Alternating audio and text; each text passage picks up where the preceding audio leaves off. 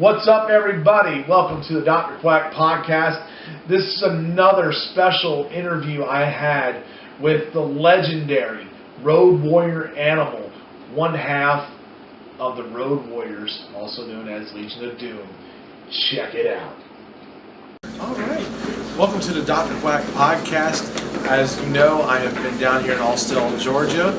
We're down here for the Stranglehold Championship Wrestling Call to Arms event.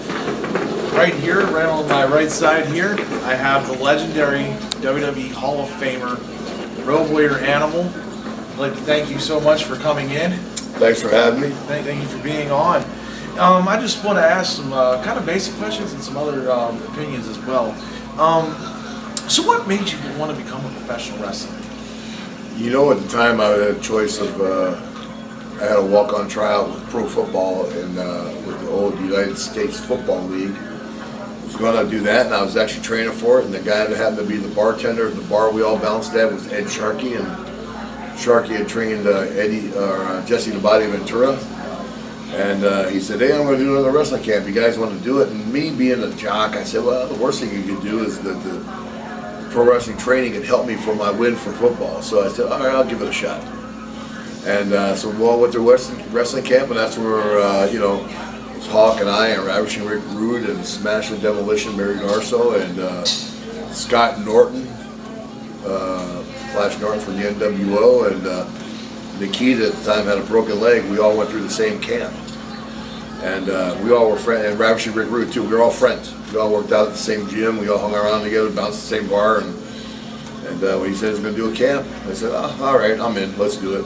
Never thought I was going to actually get into wrestling, but it ended up working out pretty well. So who was your first opponent?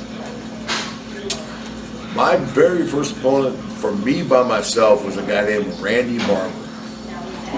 Known real well. He used to wrestle for Mike Jackson out of Alabama, and I beat the dog shit out of Randy Barber. I beat him up pretty bad, man. And but I didn't know anything better. You know, I thought at that time Ed Sharkey never got in the ring to tell us that the wrestling business was a work. It definitely is. So how did you and Hawk meet? You know, Hawk and I have knew of each other. You know, it's not hard when you're in that bouncing lifestyle not to know who is a tough guy on this side of town and who's a tough guy on the other side of town. You know, people know.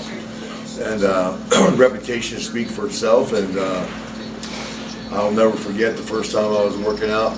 First membership my mom bought me was at Jesse the Body Ventura's gym, and been there doing inclines, and this big mitt comes and slaps me in the chest, and he says, Laurinaitis, you're not right. You're lifting way more weight than I can lift. You know, and of course it was Hawk, you know, so, and from that point on we became buddies, and, rest is history. Yeah, built one of the greatest tag teams in history, if not the greatest. I mean, we got along good right away. A lot of our lifestyles were the same, you know, and both inner city kids just trying to make it in this world, and got lucky, and right place at the right time, and I mean, took off.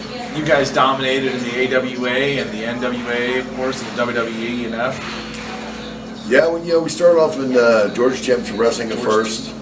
Went to the AWA, then went over to All Japan, then came back and went to the NWA, went to New Japan after that, and came back from that, and I think we went to 0-1 in World Japan, then went to WWF, then went back to New Japan, then went back, kept going back and forth. We would wrestle in Montreal or other countries like Puerto Rico, and stuff like that, and just getting our feet wet all around the world, man. Which was pretty cool because we were pretty much in demand everywhere. Cable television was taking off like a rocket, and Hawk and I were part of that ride, So I was curious, I remember back in the days when you guys had the spike and you put it in Dusty Rhodes' eye. I remember being a kid and being so like, oh my God, he's never going to see again. Whose idea was that? Dusty's. It was Dusty. Yeah, he goes, hey man, take one of those spikes off and take out my eye. And I said, all right. So you don't have to tell me twice. So, I had Ellering unscrew the spike, threw it up to me in the ring, and people think I actually took out his eye, and I never even really touched Dusty's eye. just grinded it in, but I never even touched his forehead. You know, Didn't even graze him at all. didn't even graze him. He was already cut open from the night before. So when he looked at me, he said, "Hit me."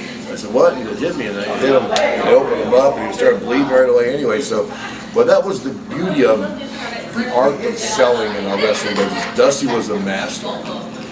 Dusty he was unbelievably great at that, and when we did that to him, the only negative part about the whole thing is when we turned on Dusty, then we turned on Sting and Luger. Dusty, the people wanted to see us get killed, wanted to see us get beat up, but against Sting and Luger, they wanted to see us kill Sting and Luger. Oh yeah. I mean, Luger, he was a strong bodybuilding guy himself. Yeah, but he wasn't a match for Hawk and I. So, we talk about Paul Ellering as well. I mean, how did you guys end up meeting up? I mean, you guys were pretty, all three a tight-knit group there. Well, Ellering was another Minnesota guy, so we knew Paul from the days of powerlifting. Paul was a junior national powerlifting champ, and I knew that.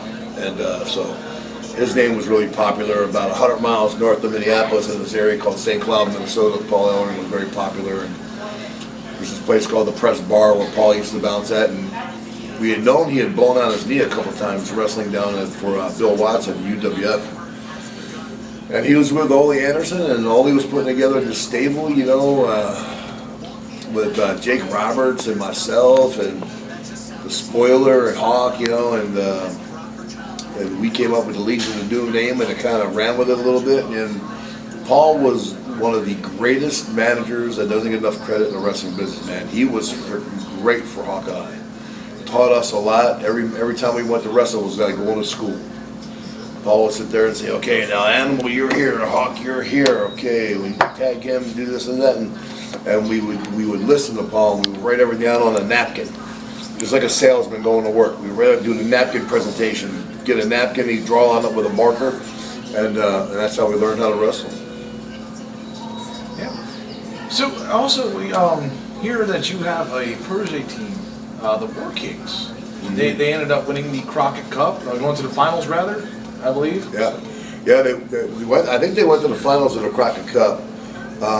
They probably should have. Well, the booking would have been better with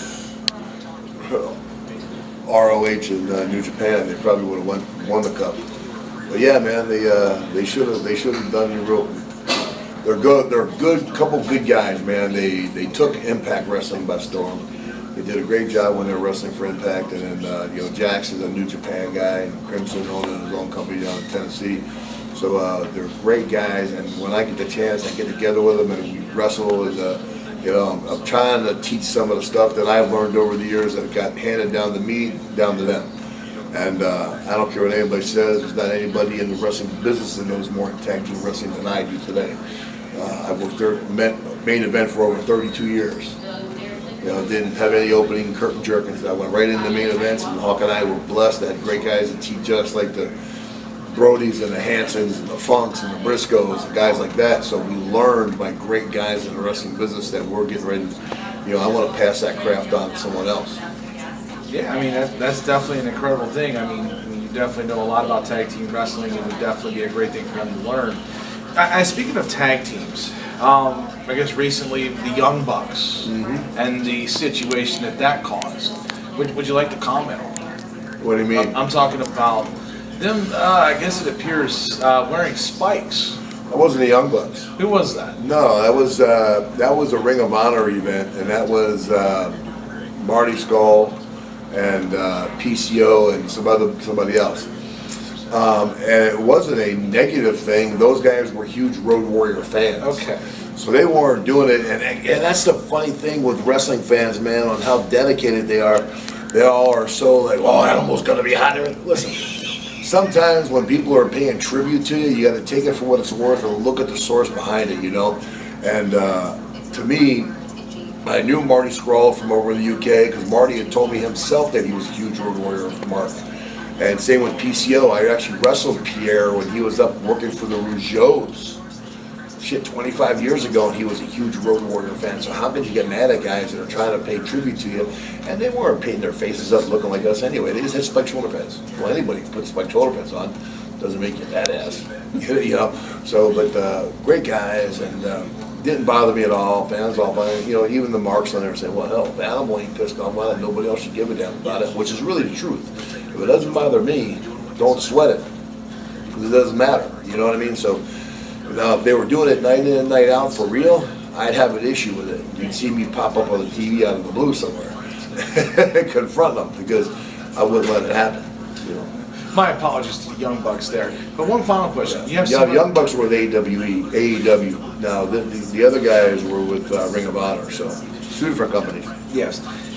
So anybody who's trying to break into the business, what advice would you give? Don't. no, but You've heard that answer before on this show. Yeah, no, man. You'll find yourself a good wrestling school.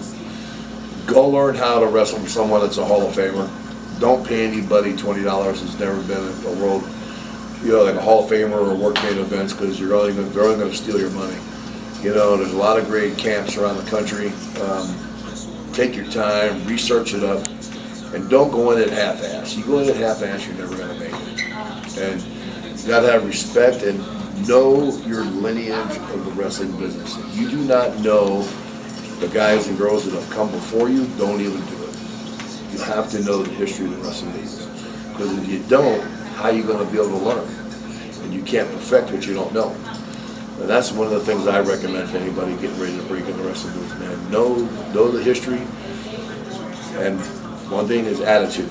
Attitude. Because without a good attitude, you're never going to make it.